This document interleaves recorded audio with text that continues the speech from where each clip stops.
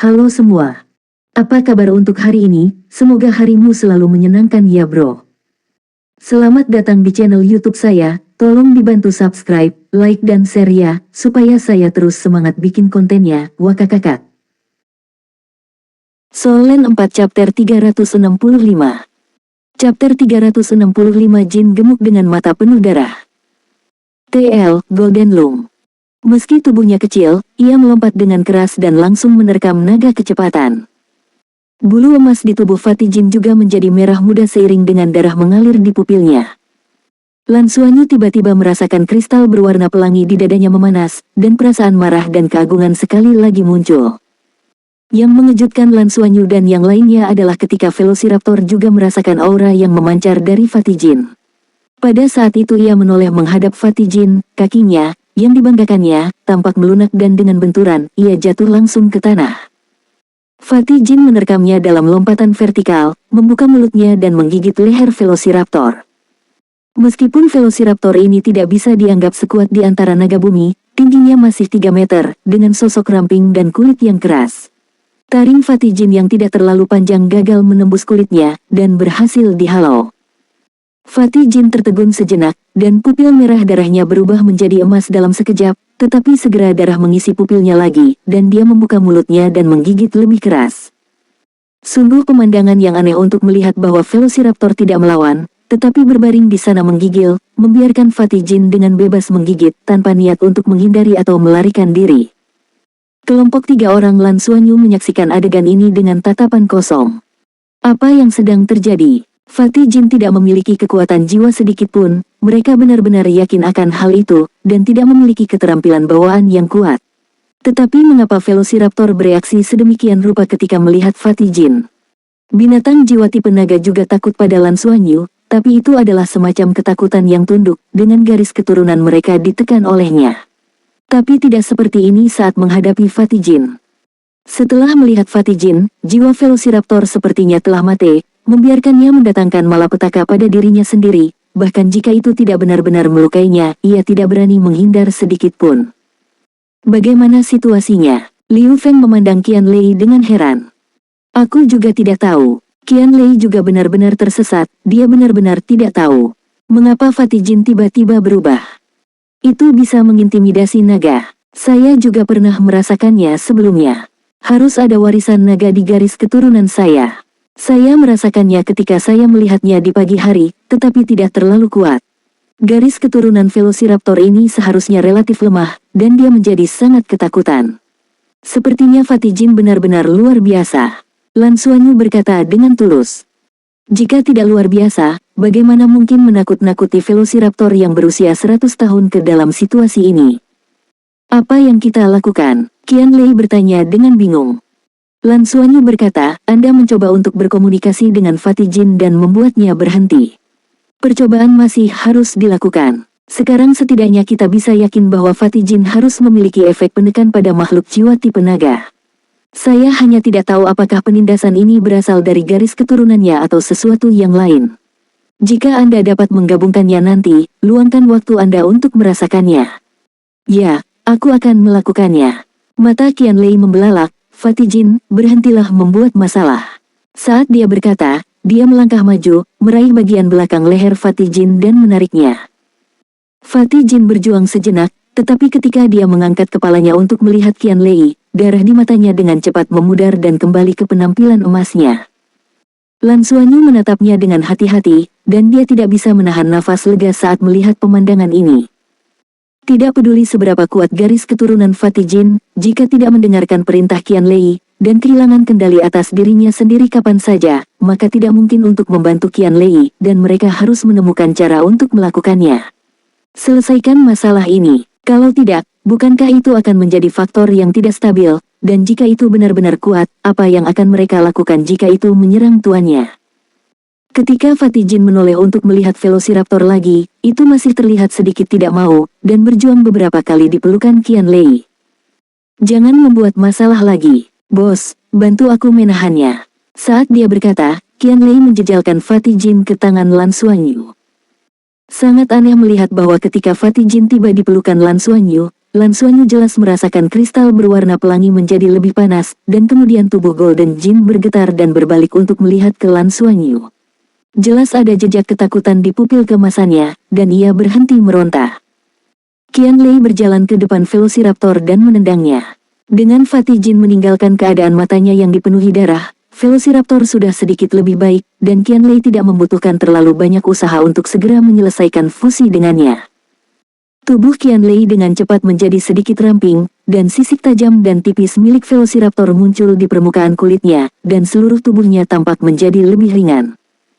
Fatih Jin, apa kau sudah melihat ini? Saya bisa melakukan ini, dan saya bisa melakukannya dengan makhluk jiwa lainnya. Bisakah ini bekerja dengan Anda?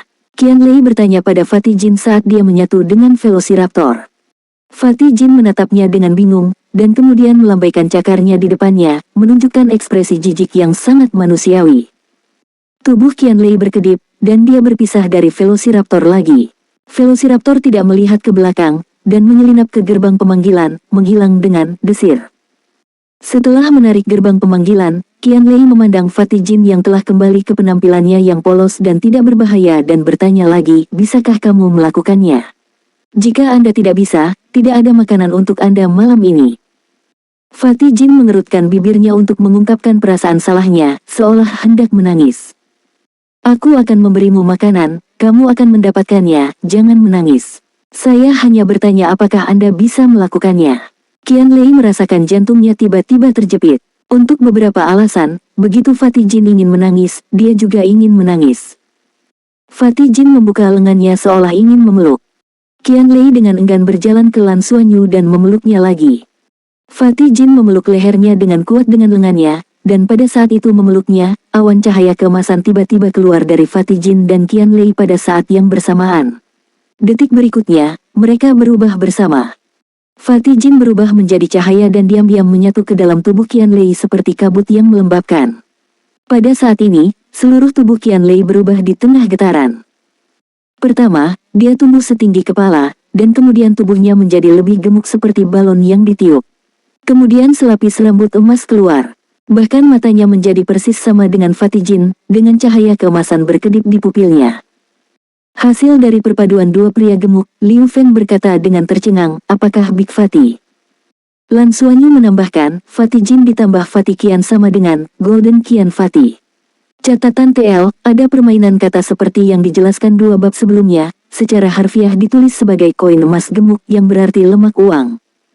Ya, Qianlei saat ini telah berubah menjadi lemak besar, tingginya hampir sama dengan orang dewasa, dan dia sama gemuknya dengan steroid. Ditambah dengan rambut pirang, dia terlihat seperti pria gemuk yang buas. Lan Xuanyu memperhatikan bahwa telapak tangannya sepertinya tumbuh sedikit lebih besar. Apakah Anda merasakan perubahan apapun, Fatih? Lan Xuanyu bertanya. Qianlei berbicara dengan suara teredam, sepertinya aku bisa bertahan lebih lama daripada saat bergabung dengan Soul Beast. Saya pikir 3 hingga 5 menit tidak akan menjadi masalah. Kekuatan saya sepertinya sedikit lebih kuat. Mau mencobanya? Baik, Lan Xuanyu setuju, dia melangkah maju, dan meninju Qianlei. Di antara ketiganya, kekuatannya adalah yang terkuat, yang berasal dari garis keturunan dan fisiknya. Qianlei menepuk tangan kanannya dan bertabrakan dengan tinju Lan Xuanyu. Dengan ledakan, Lan Xuanyu mundur 2 langkah. Dia merasakan kejutan kuat datang dari telapak tangan kanan Qianlei yang penuh dengan rambut emas. Seseorang harus tahu bahwa setelah perpaduan garis keturunannya, kekuatannya telah meningkat pesat. Dulu ketika dia di kelas elit junior, kekuatannya sudah termasuk yang terbaik di kelas. Qianlei melihat telapak tangannya, peningkatan kekuatan tampaknya cukup signifikan. Ini cukup menarik. Coba hal lain, apa kamu punya yang lainnya? Lan Xuanyu bertanya. Ini merasa dirugikan. Setelah fusi, saya bisa lebih memahami intinya. Ini memberitahu saya bahwa makanannya sudah habis. Dia ingin makan Velociraptor barusan. Qianlei berkata dengan ekspresi aneh. Soul Land 4 Chapter 366. Chapter 366 Perubahan Hati Qianqiu.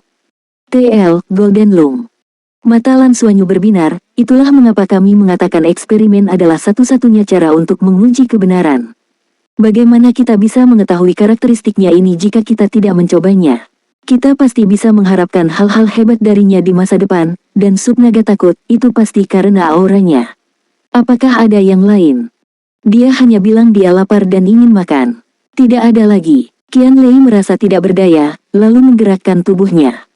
Dia menemukan bahwa tidak hanya kekuatannya menjadi lebih kuat, kemampuan melompatnya juga meningkat, dan seluruh tubuhnya tampak dipenuhi dengan kekuatan. Ini menunjukkan betapa dia telah ditingkatkan. Dia perlu menguji lebih detail di masa depan melalui instrumen pengukuran. Setidaknya, Fatijin tidak sepenuhnya tidak berguna, ini akhirnya membuatnya merasa lebih baik. Bos, ayo kita pergi di malam hari, ke Danau Dewa Laut untuk berkultivasi. Saya sudah memutuskan, saya sudah membayar begitu banyak untuk itu, dan bukan 3 lambang kuning lagi yang akan membuat perbedaan. 3 lagi, Lan Xuanyu menatapnya dalam-dalam. Jika berhasil, tidak hanya akan memakan biaya 3 lagi. Dia punya firasat bahwa jin gendut ini pasti lubang uang, dan bahwa lemak tertentu akan mengkhawatirkan uang di masa depan. Setelah mengakhiri fusi dengan Fatijin, Qianlei jelas merasa bahwa dia tidak menghabiskan banyak energi. Hal yang sama berlaku untuk Fatijin, Qianlei hanya merasa lebih lapar. Sore harinya, saya akan meminta cuti guru, untuk mencoba apakah tempat cocok untuk saya. Bagaimana dengan kamu? Lan Xuanyu bertanya. Qianlei tersenyum pahit, aku akan mengambil Fatijin untuk dimakan nanti, jadi itu tidak akan menyerap vitalitasku. Kemudian saya akan pergi ke guru untuk mengkultivasi kekuatan spiritual saya dan melaporkan tentang Fatijin. Lan mungkin berkata, saya akan kembali bermeditasi. Liu Feng berkata, saya akan mencari guru untuk belajar di sore hari, terutama untuk beradaptasi dengan jiwa bela diri baru saya. Dong Qianqiu memandang Lan Mengkin, lalu mengalihkan pandangannya ke Lan Xuanyu, saya juga tertarik untuk menempa. Aku akan bergabung denganmu. Hah, Lan Xuanyu memandang Dong Qianqiu dengan sedikit terkejut, tatapan Lan Mengkin dan Qianlei juga menjadi sedikit aneh, mereka menatapnya, dan kemudian ke Lan Xuanyu. Sejak datang ke Akademi Shrek, Lan Xuanyu selalu merasa bahwa hubungannya dengan Dong Qianqiu menjadi semakin terasing, terutama ketika Lan Mengkin mengolok-olok mereka, dia akan selalu menjadi pemalu, tidak seperti saat pertama mereka bertemu. Dan sekarang, tanpa diduga, dia secara aktif mengatakan bahwa dia ingin mencoba menjalin hubungan dengannya. Rasa keterasingan itu sepertinya menghilang dalam sekejap. Lan Mengkin berkata, kamu ingin belajar menempa juga. Bukankah gadis-gadis seharusnya tidak cocok untuk itu? Dong Qianqiu berkata, saya hanya akan melihat-lihat, saya tidak benar-benar harus belajar. Xuanyu, haruskah kita pergi ke kafetaria untuk makan siang dulu, lalu langsung pergi setelah itu? Baik, Lan Xuanyu langsung setuju. Qianlei tersenyum dan berkata, bersama-sama, mari kita pergi ke kafetaria bersama-sama. Pokoknya kita juga harus makan. Kafetaria lebih murah. Mereka berlima pergi ke kafetaria bersama, dan Fatijin sekali lagi memamerkan ukuran perutnya yang besar, layak disebut Black Jole. Qianlei merasa tidak perlu makan lagi, dia merasa kenyang hanya dengan melihatnya. Setelah makan siang, Qianlei, Liu Feng dan Lan Mengkin masing-masing pergi. Lan Xuanyu pergi bersama dengan Dong Qianqiu. Di mana kita harus mencoba menempa? Dong Qianqiu bertanya pada Lan Xuanyu. Saya pikir itu asosiasi penempaan akademi. Semua profesi tambahan dipelajari di bawah pengawasan sebuah asosiasi. Kita perlu membayar emblem. Tapi jika hanya untuk uji coba, sepertinya gratis. Lan Xuanyu sudah menanyakannya sebelumnya. Baik itu merancang, membuat, menempa, atau memperbaiki, ada asosiasi khusus. Akademi hanya akan mengajarkan teori battle armors, bukan cara membuatnya. Siswa perlu mempelajari profesi pembantu sendiri, dan saling membantu untuk membuat battle armor setelah menguasai profesinya. Jika itu adalah akademi lain, dalam keadaan normal, sangat umum meminta guru spesialis untuk membantu membuatnya. Tapi Shrek tidak memiliki aturan ini. Guru tidak akan pernah membantu siswa membuat battle armors, yang ada hanya saling membantu antar siswa. Berjalan berdampingan di jalur akademi, cuaca sangat bagus hari ini, dan ketika matahari berada di puncaknya, energi kehidupan yang berasal dari arah pohon abadi secara alami akan menjadi lebih berlimpah. Meskipun keduanya masih muda, mereka berdua sangat tampan. Di jalan, siswa yang lewat, berapapun usianya, akan melihat ke belakang dan tanpa sadar memperhatikan. Mengapa Anda ingin menonton penempaan dengan saya? Saya ingat Anda selalu suka mendesain. Lan Xuanyu bertanya pada Dong Qianqiu. Dong Qianqiu meliriknya. Gadis-gadis berkembang lebih awal. Tinggi mereka hampir sama pada usia ini. Aku hanya ingin melihatnya, bukan? Atau apakah kamu tidak ingin bersama denganku? Mata biru tua besarnya berputar sambil melihat ke arah Lan Xuanyu. Lan Xuanyu menatap kosong, dan menggelengkan kepalanya dengan cepat, tentu saja tidak. Kalau begitu cepat ayo pergi.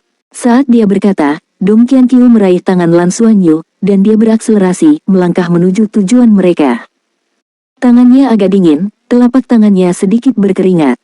Cengkeramannya sangat erat, dan dia berjalan dengan cepat, melampaui Lan Xuanyu dalam satu gerakan. Lan Xuanyu sedang dibimbing ke depan olehnya, dan perasaan aneh muncul di hatinya seketika. Dia berinisiatif untuk memegang tanganku. Situasi apa ini? Dia bisa melihat dari posisinya bahwa telinga Dong Qianqiu berwarna merah, dan kulitnya halus, dan di bawah matahari, telinga merahnya tampak sedikit transparan, memberi orang dorongan untuk bergegas dan menggigit. Lan Xuanyu tidak mempercepat langkahnya untuk mengejar ketinggalan, dan membiarkan dirinya ditarik ke depan oleh Dong Qianqiu. Mereka berdua berjalan satu di depan, satu di belakang seolah-olah mereka sedang terburu-buru menuju suatu tempat, tetapi tangan mereka tetap berpegangan tangan satu sama lain. Lan Xuanyu juga menggenggam tangannya dengan erat. Akademi Shrek memang terlalu besar, setelah 5 menit berjalan kaki, tujuan perjalanan mereka masih jauh. Xuanyu, maafkan aku. Tiba-tiba, Dong Qianqiu melambat, telinganya tidak merah lagi. Kenapa kamu minta maaf? Lan Xuanyu bertanya. Dong Qianqiu tidak memandangnya, dia hanya berkata, ketika saya pertama kali tiba di akademi, kakak perempuan mungkin akan selalu menggodaku tentang kami. Aku sedikit malu, jadi aku sengaja menjaga jarak darimu. Saya tidak suka orang lain membicarakan kami. Maafkan saya. Kamu tidak melakukan kesalahan apapun. Lan Xuanyu menggaruk kepalanya, sedikit malu, tetapi dia dapat dengan jelas merasakan bahwa penghalang tipis yang sebelumnya telah didirikan di dalam hatinya meleleh dengan dua kata sederhana ini. Kamu benar, aku tidak melakukan kesalahan apapun. Dong Qianqiu tiba-tiba berbalik dan menatapnya dengan senyum manis. Ekspresi matanya agak aneh dan kemudian dia melepaskan tangannya. Tersenyum seperti lonceng perak, dia berbalik dan lari. Lan Xuanyu terkejut sesaat, dan tiba-tiba tersenyum. Iya, ini adalah Dong Qianqiu, seorang teman baik yang sedikit sombong, dingin, dan cantik, tetapi juga agak dekat dengannya. Nah, di usia mereka hanya bisa menjadi teman baik. Kemana kamu lari? Lan Xuanyu mempercepat langkahnya untuk mengejarnya. Kaki Dong Qianqiu juga dipercepat dengan cepat, menggunakan gerakan kaki yang diajarkan oleh Nana, dan berlari ke depan dengan langkah besar. Lan Xuanyu mengejarnya. Meskipun kebugaran fisiknya jauh lebih unggul dari rekan-rekannya, memang ada celah antara kultivasinya dan Dong Qianqiu, dan dia jelas merasa bahwa kecepatannya tampak lebih cepat dari sebelumnya. Saat berlari, rambutnya yang biru tua melambai indah, seperti peri menari. Keduanya berlari dan mengejar satu sama lain, dan sepertinya jaraknya tidak terlalu jauh lagi. Tidak lama, setidaknya tidak lama dalam pikiran Lan Xuanyu, dan mereka melihat sebuah bangunan puncak menara. Skala bangunannya cukup mengesankan, tidak jauh lebih kecil dari gedung pengajaran utama pelataran luar. Sebuah plakat dengan palu tergantung di pintu, dengan kata-kata asosiasi pandai besi Shrek tertulis di sebelahnya, tujuan mereka ada di sini. Dong Qianqiu berhenti dan berbalik untuk melihat Lan Xuanyu. Pada saat ini, Lan Xuanyu mengejarnya dan bergegas ke depan, dia buru-buru mengerem, hampir menabraknya. Solen 4 Chapter 367. Chapter 367 Tunggu aku untuk mengejar kamu. Melihat penampilannya yang panik, Dong Qianqiu tidak bisa menahan tawa. Kamu terlihat seperti orang bodoh. Sulit bagi Dong Qianqiu untuk menyamakan pemuda yang agak malu ini dengan orang yang sangat cerdas dalam pertempuran, tetapi saat ini, dia tampak sedikit lebih manis. Itu karena kamu berlari begitu cepat. Kenapa kamu begitu cepat sekarang? Anda tertular penyakit frenzy atau apa? Lan Xuanyu berkata dengan rasa malu dan terhina. Dong Qianqiu mendengus, dan berkata, siapa yang perlu terinfeksi? Saya 4 cincin sekarang. Lan Xuanyu tercengang, kamu sudah memiliki cincin keempat. Dia akhirnya mendekati 3 deringan. Dia awalnya mengira dia bisa mengejar kecepatan Dong Qianqiu, tetapi dia tidak menyangka bahwa setelah 1 hari tidak melihatnya, dan dia sudah 4 ring. Qianlei dan Liu Feng juga sekarang berada di 3 ring, yang memiliki kekuatan jiwa terendah masih dia. Melihat ekspresinya yang agak tidak berdaya, Dong Qianqiu tiba-tiba berkata dengan lembut, tidak apa-apa, jangan khawatir. Bakatmu sangat bagus, Anda akan segera menyusul. Tentu saja, Lan Xuanyu menegakkan dadanya. Dia tidak ragu dengan bakatnya sekarang. Dia adalah pria yang disukai oleh Dewa Naga, dengan skala yang menemaninya. Apa salahnya menjadi dua cincin, jika dia melepaskan Heavenly Secret Splitting Abyss Halberd, bahkan melawan Tang Yuge, dia bisa bertahan, kan? Dong Qianqiu mengerutkan bibirnya, orang yang sombong. Baiklah, aku pergi, kamu bisa belajar menempa dirimu sendiri. Apa kau tidak akan melihat-lihat denganku? Lan Xuanyu menatapnya dengan heran. Siapa yang akan melihatnya bersamamu? Bagaimana mungkin sesuatu yang kasar seperti tempat cocok untuk kita para gadis? Dan aku pasti akan berkeringat, tidak mungkin aku tinggal bersamamu. Aku pergi, sampai jumpa. Setelah selesai berbicara, dia tiba-tiba menendang Lan Xuanyu, lalu berbalik sambil tertawa dan melarikan diri. Meskipun Lan Xuanyu bereaksi dengan cepat dan mengangkat tangannya untuk menangkapnya, dia masih menggaruk kepalanya. Dia tidak bisa membantu tetapi merasa gatal dan berteriak, jika kamu bisa, cobalah untuk selalu berada di depanku. Tunggu sampai aku menyusulmu, huh. Dong Qianqiu berlari mundur dan meringis padanya saat dia berlari, lalu lari dengan lebih cepat. Melihat punggungnya pergi, Lan Xuanyu tiba-tiba menyadari satu hal, dia sebenarnya. Dia datang ke sini khusus untuk menemaninya. Dia juga meminta maaf padanya dan membubarkan kerenggangan di antara mereka. Hatinya menjadi lebih hangat, dan dia merasa dirinya dalam suasana hati yang baik, Keseluruhan pribadinya tampak menjadi sedikit lebih cerah. Memasuki asosiasi pandai besi Shrek, itu terlihat sangat sederhana dan kasar, tetapi Lan Xuanyu merasakan atmosfer baja begitu dia menembus ke dalam. Di dinding setinggi 10 meter di sebelah kiri, ada gambar yang menunjukkan penampakan berbagai logam, dengan keterangan di bawah masing-masing. Nama, tempat asal, dan karakteristik logam itu ditulis. Di dinding ini, mungkin ribuan logam langka diperkenalkan. Seperti yang diharapkan dari asosiasi pandai besi. Mengenal karakteristik berbagai logam langka pasti hal pertama yang harus dilakukan pandai besi. Sama seperti mempelajari cara mendesain battle armor, seseorang harus menghafal pola berbagai susunan jiwa. Ini adalah dasar dari segalanya. Seluruh aula asosiasi pandai besi sepertinya terbuat dari logam pada pandangan pertama. Di satu sisi adalah meja resepsionis. Di dalamnya ada beberapa anak muda yang terlihat berusia 17 atau 18 tahun, yang juga harus menjadi pelajar. Apakah Anda di sini untuk belajar menempa? Seorang pria muda jangkung dengan fisik yang mengesankan menyambutnya. Salam senior, saya Lan Xuanyu dari kelas 1. Saya ingin mencoba menempa untuk melihat apakah itu cocok untuk saya. Lan Xuanyu segera menjelaskan niatnya. Baik, kalau begitu ikut denganku. Pemuda itu tertawa dan menepuk bahu Lan Xuanyu. Tangannya kuat, setidaknya membuat Lan Xuanyu meringis saat ditepuk, untungnya tulangnya kokoh. Melihat pemuda itu berjalan langsung ke dalam, Lan Xuanyu buru-buru mengikuti. Senior, bukankah kita perlu mendaftar atau semacamnya? Tidak dibutuhkan. Seragam sekolah dan komunikator jiwa Anda dapat membuktikan bahwa Anda memang dari akademi kami. Dan itu hanya uji coba, bukan? Tidak yakin Anda akan bergabung dengan kami. Pendaftaran hanya membuang-buang waktu. Setelah Anda yakin ingin bergabung, tidak akan terlambat untuk mendaftar. Apa yang dia katakan masuk akal, itu sangat efisien. Lan Xuanyu menyadari bahwa dia sedikit menyukai gaya mereka dalam melakukan sesuatu. Mengapa membuang-buang waktu? Mereka lebih memilih untuk langsung membahas topik tersebut dengan cara yang paling lugas. Saat pemuda itu berjalan, dia juga dengan sungguh-sungguh menasihatinya, saudara laki-laki. Kehidupan di akademi kami sangat ketat pada waktunya. Kecuali Anda telah diterima di pengadilan dalam sebelumnya, setiap menit perlu dihargai. Saya membantu Anda menghemat waktu, dan tentu saja, juga untuk diri saya sendiri. Setelah naik ke atas, pemuda itu membawa Lan Xuanyu dan langsung membuka pintu di lantai 2. Pintunya juga terbuat dari logam. Yang mengejutkan Lan Xuanyu adalah pintunya sangat tebal, lebih dari setengah kaki. Ruangan itu kecil, hanya sekitar 20 meter persegi, dan meja tempa yang ditempatkan di tengah menempati 10 meter persegi. Di sisi lain, ada rak tempat lusinan jenis logam ditempatkan, masing-masing berukuran sekitar 1/8 kaki kubik. Itu tidak terlalu besar, tapi tidak terlalu kecil. Logam langka yang berbeda memancarkan jenis kilau yang berbeda pula. Ini adalah pertama kalinya Lan Xuanyu melihat logam langka dari jarak dekat, dan dia tidak bisa menahan diri untuk tidak mengintip lagi. Pemuda itu berkata, pilih salah satu yang kamu suka, dan kemudian cobalah. Penempaan sebenarnya sederhana, cukup tempah. Lan Xuanyu berpikir dalam benaknya, ini benar-benar kasar. Namun, untuk pertama kalinya mencoba menempa, dia memang perlu merasakannya sendiri, dan dia tiba-tiba merasa melakukannya dengan cara ini juga sangat bagus.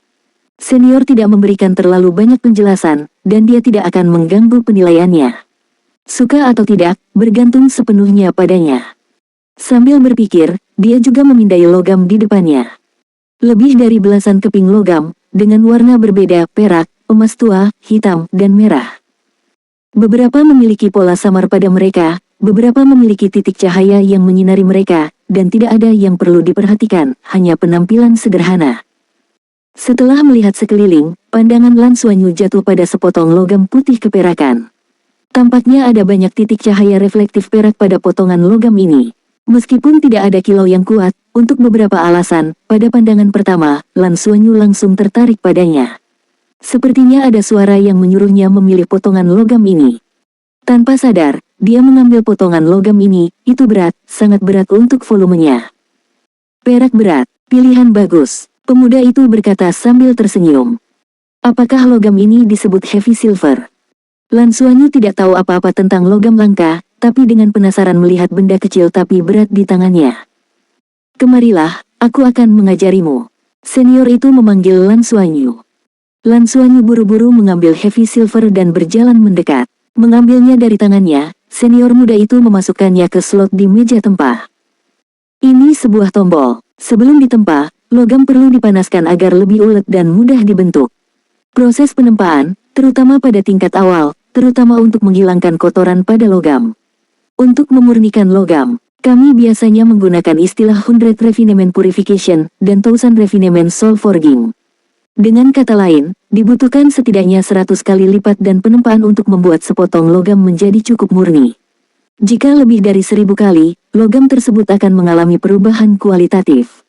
Ia bahkan mungkin tampak memiliki jiwanya sendiri. Tentu saja, semua ini masih jauh dari Anda. Anda tidak perlu memikirkannya untuk pertama kali. Setelah logamnya memanas, cobalah sendiri untuk melihat apakah Anda menyukainya atau apakah Anda dapat memperoleh wawasan. Lan Xuanyu mengangguk dalam diam, dia menekan tombol di bawah bimbingan seniornya, tiba-tiba sebuah celah muncul di konter penempaan dan potongan heavy silver perlahan tenggelam. Nafas panas juga mengalir ke wajahnya. Di bawah meja tempa adalah tungku peleburan, yang memang sangat nyaman. Konter tempa kami sangat canggih. Mereka akan mengatur panas sesuai dengan titik leleh logam yang berbeda, dan akan dilebur ke suhu yang paling sesuai untuk penempaan, dan kemudian akan naik secara otomatis, dan kemudian Anda dapat mulai menempa. Ayo, ambillah. Saat berbicara, senior itu mengambil palu tempa dan menyerahkannya kepada Lan Xuanyu. Solen 4 Chapter 368. Chapter 368 Penempaan pertama kali. Lan Xuanyu mengambil palu tempa, dan ekspresi wajahnya tiba-tiba menjadi serius. Saat memegang palu, penemunya bisa masuk ke dalam pola berurat gagang. Baginya, palu tempa agak terlalu besar. Bagaimanapun, dia masih muda dan tubuhnya belum sepenuhnya tumbuh. Palu tempa juga berat, tetapi dengan kekuatan Lan Xuanyu, dia tidak memiliki masalah dalam mengendalikannya. Senior tidak berbicara lagi, minggir, dan siap untuk melihatnya menempa. Apakah seorang master jiwa berbakat dalam menempa atau tidak, itu sering terlihat selama penempaan pertama mereka. Orang yang berbakat secara alami akan bertindak berbeda dari orang biasa. Waktu peleburan tidak lama. Setelah beberapa waktu bernafas, meja tempat terbelah, dan heavy silver merah yang menyala perlahan naik. Heavy silver itu tergelincir ke meja tempat di bawah dorongan rel geser. Tiba-tiba, suhu seluruh ruangan naik beberapa derajat. Lan Xuanyu menarik napas dalam-dalam dan memandang heavy silver dengan saksama. Meskipun dia menempa untuk pertama kalinya, dia juga mendengar bahwa seseorang harus berkonsentrasi penuh, menggunakan kekuatan spiritualnya untuk merasakan perubahan logam selama proses penempaan. Perubahan ini seringkali menentukan tingkat keberhasilan penempaan dan langkah selanjutnya. Dia bisa merasakan bahwa heavy silver yang awalnya keras tampaknya telah melunak karena suhu tinggi, dan itu memberinya perasaan bahwa itu telah berubah dari pendiam menjadi hidup. Tampaknya juga keinginan untuk menjadi lebih hidup. Begitu pikiran ini muncul, Lan Xuanyu segera bertindak, mengangkat palu dengan tangannya, dan membantingnya ke heavy silver di depannya. Di mata senior muda di sebelahnya, Palunya secara alami diayunkan tanpa teknik apapun, dan bahkan cara dia menggunakan kekuatannya pun salah. Namun, dia mengayunkan palu ini dengan sangat tegas, jelas menggunakan kekuatan penuhnya.